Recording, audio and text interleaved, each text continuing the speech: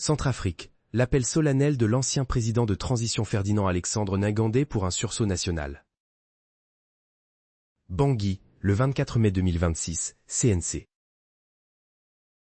L'ancien président de la transition centrafricaine, Ferdinand Alexandre Ngandé, brise le silence depuis son exil.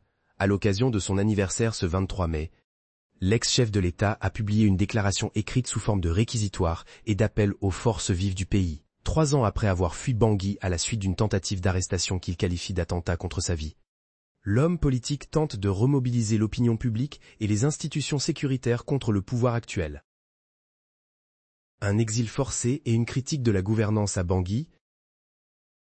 Ferdinand Alexandre Ngandé entame son allocution en rappelant les conditions de son départ de la République centrafricaine. Contraint de s'éloigner du pays pour préserver son intégrité physique, il pointe du doigt la gestion politique de la capitale. Selon lui, le pouvoir est désormais concentré entre les mains d'un groupuscule guidé par des intérêts strictement personnels. L'ancien dirigeant exprime ses regrets devant l'attitude de certains citoyens qui, par complicité ou par résignation, favorisent le maintien d'un système qu'il accuse d'appauvrir la population. L'état des libertés et la crise sociale. Le message de l'ancien président de transition s'attarde longuement sur la situation humanitaire et judiciaire des Centrafricains. Ferdinand Alexandre Ngandé décline la liste des griefs qui pèsent sur le quotidien de ses compatriotes.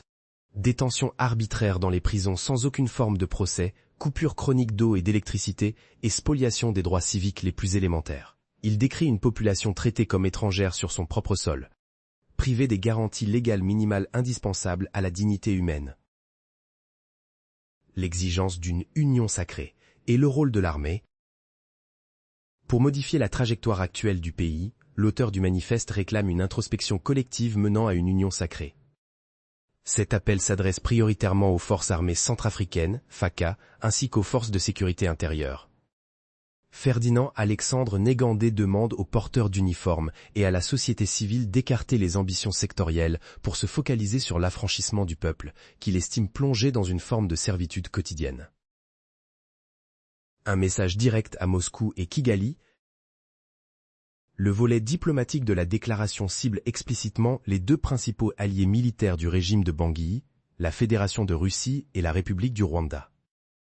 L'ancien chef d'État prend le soin de préciser que la démarche de réconciliation nationale ne vise pas à rompre les traités bilatéraux en vigueur. Tout en affirmant que les dirigeants passent mais que l'État subsiste, il exige une neutralité absolue de la part de ses puissances partenaires, martelant que le règlement de la situation politique relève de la compétence exclusive des Centrafricains. La fin des illusions de l'opposition. Ferdinand Alexandre Ngandé conclut son propos en actant l'échec définitif des initiatives de compromis avec le gouvernement en place. Pour lui, les canaux du dialogue politique sont hermétiquement fermés, privant l'opposition de voies de recours légales. Se disant investi du rôle de porte-parole des citoyens désireux de retrouver une souveraineté pleine, il appelle à un engagement total pour le rétablissement de la démocratie et de l'état de droit. Par Anselme Mbata. Contactez Corbeau News Centrafrique. Tel WhatsApp, +236 70 16 44 65.